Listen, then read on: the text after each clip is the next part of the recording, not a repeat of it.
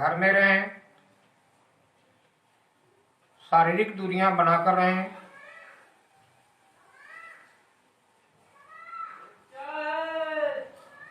स्वास्थ्यकर भोजन एवं पेय का ही प्रयोग करें। आपके स्वस्थ और सुखी जीवन के लिए मैं ईश्वर से प्रार्थना करता हूँ।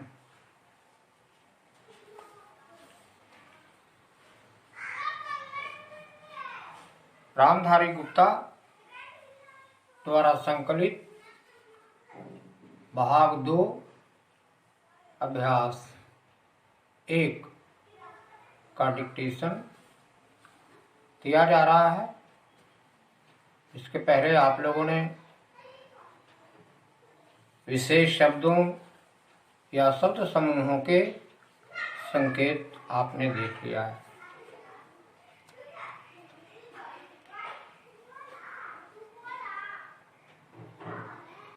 महोदय, पर्यावरण से तात्पर्य किसी एक व्यक्ति के परिवेश से नहीं, वरन व्यक्ति के, समाज के, राष्ट्र के और इस सारी पृथ्वी के ही परिवेश से है, जिसका प्रभाव व्यक्ति, समाज, राष्ट्र और सारे विश्व पर पड़ता है।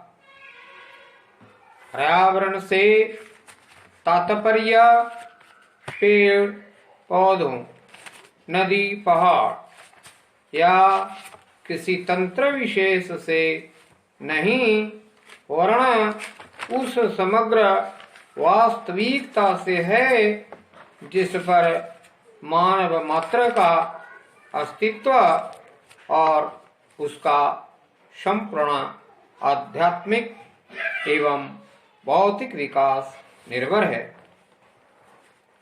अस्तित्व केवल शारीरिक स्वास्थ्य ही नहीं, मानसिक भी। स्वस्थ शरीर में स्वस्थ मन ही अच्छे स्वास्थ्य की परिभाषा है।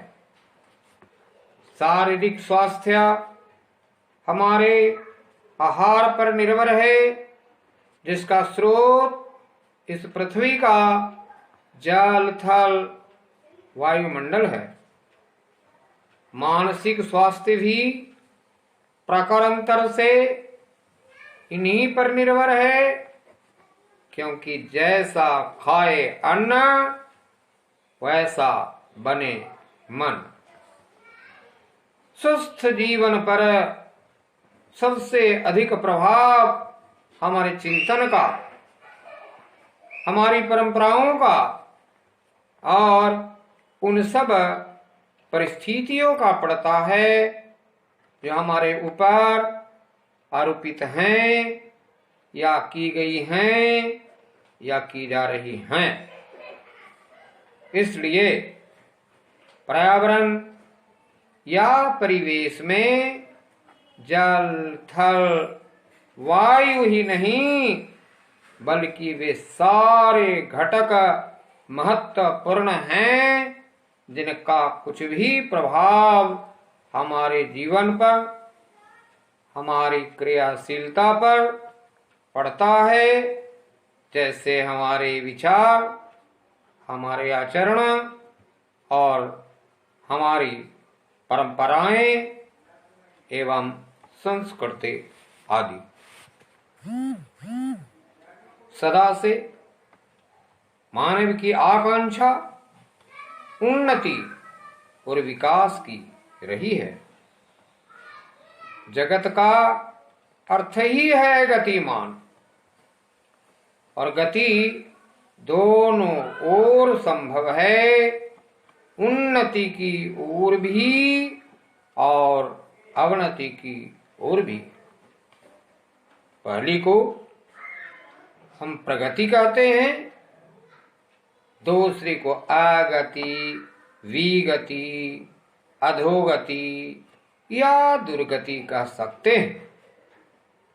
वास्तव में मनुष्य ऐसा जटिल प्राणी है जिसमें अनेक विरोधाभासी और असंगत प्रतीत होने वाली प्रवृत्तियां और प्रतिक्रियाएं होती हैं। वह कानून और व्यवस्था की मांग करता है, किंतु चलचित्र, दूरदर्शन आदि में स्वतः भड़की हिंसा या खेतों में युक्ति पूर्वक की गई हिंसा अथवा अनीति से मंत्र मुग्ध भी हो जाता है।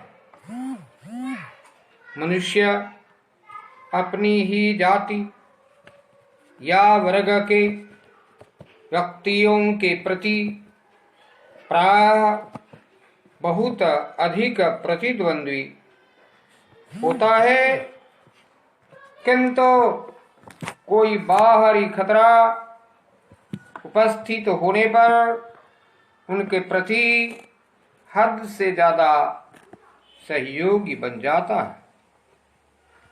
वह सड़कों पर या युद्धों में सामूहिक विनाश के प्रति उदासीन रहता है, किंतु किसी खान में फंसे हुए एक व्यक्ति या किसी कुएं में गिरे हुए एक बालक की रक्षा करने के लिए ढेरों साधन जुटा लेता है।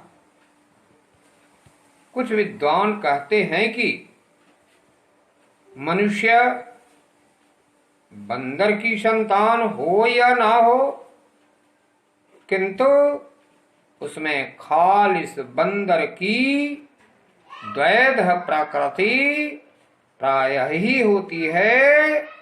उसमें शाकाहारी बंदरों की भांति वृक्षों में उछल कूद करने की प्रवृत्ति तो होती ही है, साथ ही ऐसे बंदरों की स्वाभाविक जिज्ञासा भी होती है जो अत्यंत संगठित गिरोहों में रखते हैं और भांति भांति का मांस खाने में मजा लेते हैं। मनुष्य की ऐसी परस्पर विरोधी इच्छा आकांक्षाओं से निपटना असंभव होता है, फिर भी किसी प्रकार का संतुलित मध्यम मार्ग अपनाना अनिवार्य होता है। यही बुद्धिमानी का रास्ता है। विद्वानों ने मानव की मूलभूत आवश्यकताओं को 5 स्तरों में रखा है।